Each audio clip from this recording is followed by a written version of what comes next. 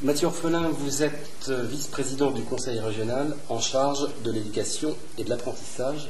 Qu'est-ce que vous êtes venu faire aujourd'hui en pays saumurois?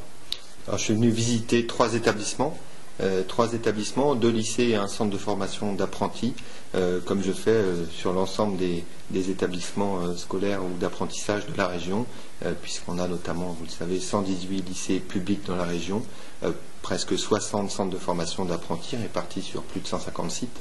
Donc effectivement, c'est important qu'on vienne échanger avec les élèves, les apprentis, les équipes, se rendre compte des réalités de terrain.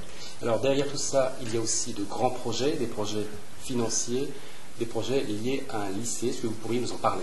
Alors sur le lycée du Plessis-Mornay, effectivement, où nous étions ce matin, on a des projets assez importants pour les prochaines années, notamment la construction d'un nouveau restaurant scolaire pour le lycée et le collège. Le restaurant actuel est vraiment trop exigu compte tenu du nombre de jeunes qui y mangent, et donc on va construire un nouveau restaurant scolaire à Duplessis-Mornay. C'est un investissement important pour la région, c'est 5 millions d'euros.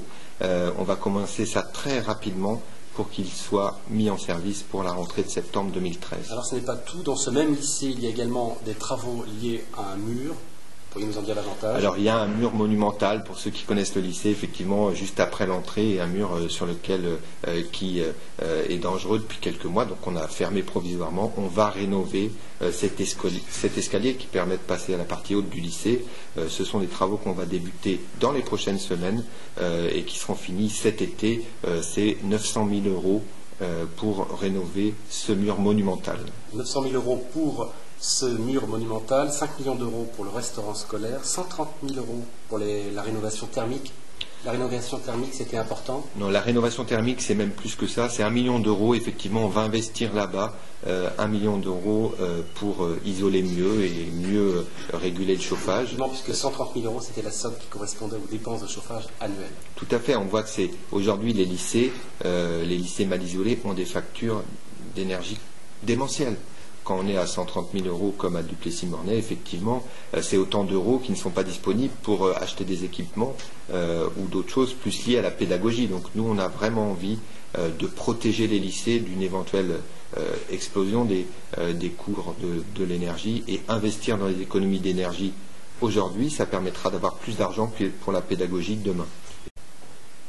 Au niveau du BTS MAI, quelles sont les nouvelles? Que va devenir ce BTS? Alors, on était effectivement à Sadi Carnot, Jean Bertin, pour faire le point aujourd'hui, puisqu'on est pratiquement à la clôture des inscriptions, enfin des choix des lycéens. Aujourd'hui, on voit qu'il y a plus de demandes pour ce BTS que l'an dernier. Donc ça, c'est une première bonne nouvelle. On a plus d'une trentaine de jeunes qui ont demandé ce BTS, c'est nettement plus que l'an dernier, donc effectivement là, c'est un premier signal important. Je vous rappelle la situation, c'est un BTS qui devait fermer, on sait les uns et les autres, Jacques Auxiette, Sophie Saramito, Christelle Cardet et moi, on s'est vraiment battus pour que, évidemment, on ne fasse pas cette erreur de fermer cet outil pédagogique important pour le Saumurois. Et effectivement, la solution qui a été trouvée avec le rectorat, c'est d'avoir un an de sursis. Nous, on prend un engagement fort, c'est-à-dire de faire du mixage dans ce BTS, c'est-à-dire de pouvoir accepter des apprentis qui sont financés par le Conseil régional. Et donc, effectivement, on va mettre à profit cette année avec l'ensemble des acteurs pour mobiliser et pour aller faire la promotion de ce BTS. Mais les entreprises ont-elles un engouement particulier pour cette formation?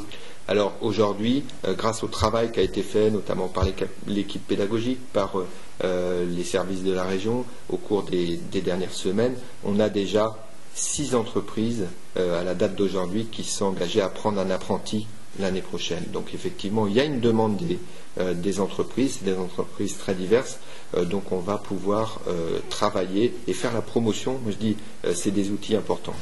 Mathieu Orphelin, merci beaucoup.